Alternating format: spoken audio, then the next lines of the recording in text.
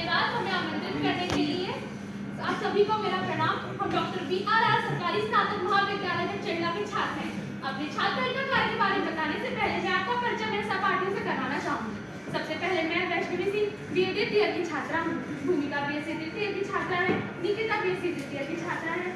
Sameer BCom तृतीय year के छात्र हैं। मैं सोनू BA तृतीय ईयर के छात्र हैं। अब मैं आपको परियोजना कार्य के बारे में बताऊंगी।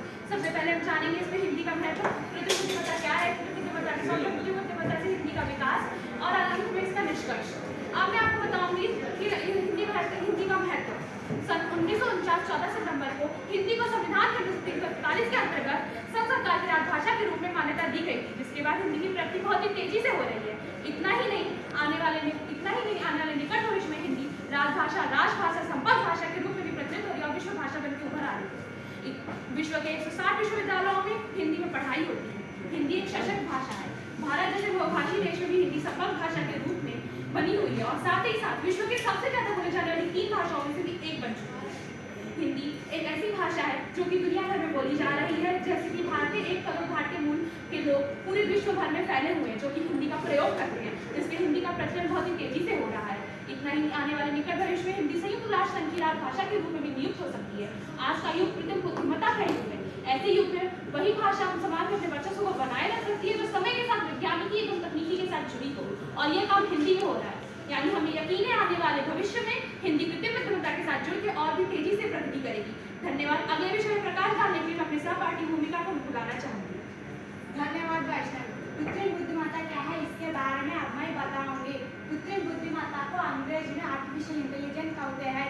कृत्रिम बुद्धिमत्ता के विभिन्न क्षेत्रों में सहायता करता है, जैसे मशीन लर्निंग, प्राकृतिक भाषा संसाधन अध्ययन, natural language processing, robotics, neural network. कृत्रिम बुद्धिमत्ता का उपयोग अनेक क्षेत्रों में हो रहा है, जैसे चिकित्सा, व्यापार, शिक्षा, भाषा का विकास, परिवहन और मनोरंजन। इसका उद्देश्य मनुष्यों की मदद करना और जटिल कार्यों को सरल बनाना है। धन्यवाद। अब मैं अगला विषय बताने के लिए निकिता को बुलाती हूँ। धन्यवाद भूमिका। हिंदी लिखने के लिए कृत्रिम बुद्धिमत्ता AI आधारित कई उपकरण उपलब्ध है जो हिंदी टाइपिंग में होने वाली सामान्य गलतियों को ठीक किया जाता है।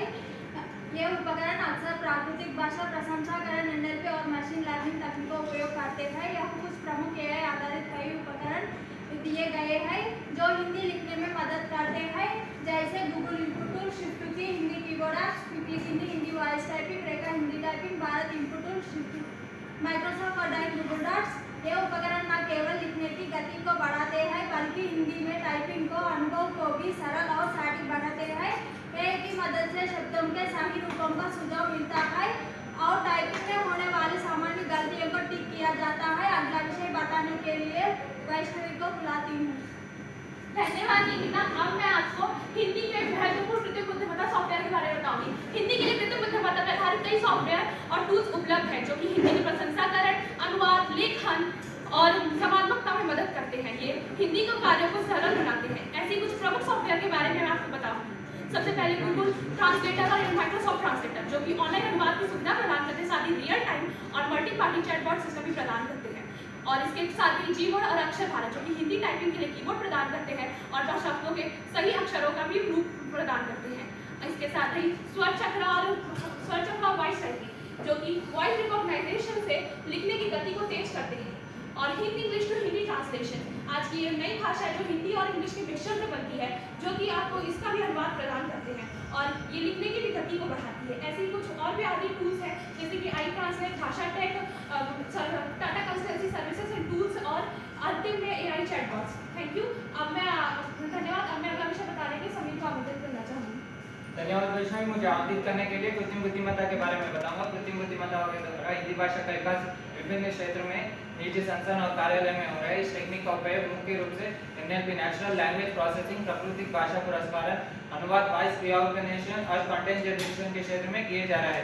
प्रमुख कंपनियां और कार्यालय जहां अधिकारिक AI के माध्यम से हो रहा है, जैसे कि Google India, Microsoft India, national institution of technology, भारतीय सूचना प्रौद्योगिकी, भारत सरकार इलेक्ट्रॉनिक्स सूचना प्रौद्योगिकी मंत्रालय, national language mission, Tata consultancy services, Bharat official translation and documentation offices, smart city AI आधारित सॉफ्टवेयर इस प्रकार है।